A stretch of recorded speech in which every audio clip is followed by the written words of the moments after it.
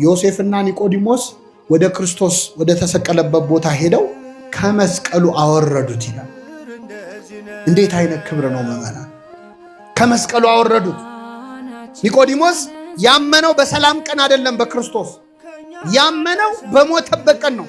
ቀና ብሎ አይቶ ይታዘበኛል እንኳን በማይልበት ቀን በሞተበት ቀን በክርስቶስ አመነ። የጌታን ስጋ ገነዙት። ምን አይነት ክብር ነው የክርስቶስን ስጋ መገነዝ! እንዴት ችለው ገነዙት!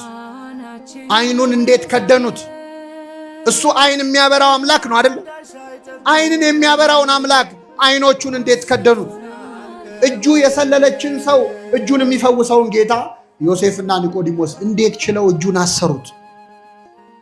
እያለቀሱ ሞትከኑ መንሥኤሆሙ ለሙታን፣ ሙታንን የምታስነሳ ሆይ አንተ ሞትክን እያሉ፣ ደከምከኑ መጽንዔሆሙ ለድኩማን፣ ደካሞችን የምታጸና ሆይ አንተ ደከምክን እያሉ እያለቀሱ ገነዙት። ስጋውን አጠቡት። ይህን ጊዜ ራሱ እግዚአብሔር ገሰጻቸው በመላእክቱ ይላል፣ የእኛ በመለኮቱ ይላል ትርጓሜያችን። ምን ብሎ ገሰጻቸው? ለምን እንደ ተራ ሰው እያለቀሳችሁ ትገንዙታላችሁ?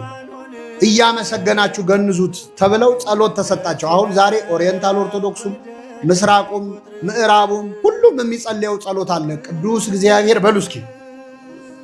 ቅዱስ ኃያል፣ ቅዱስ ሕያው፣ የማይሞት ይህንን ጸሎት እየጸለዩ ማለት ነው። ቅዱስ እግዚአብሔር፣ ቅዱስ ኃያል፣ ቅዱስ ሕያው ዘኢይመውት እያሉ ዮሴፍና ኒቆዲሞስ ክርስቶስን ገነዙት። ውድ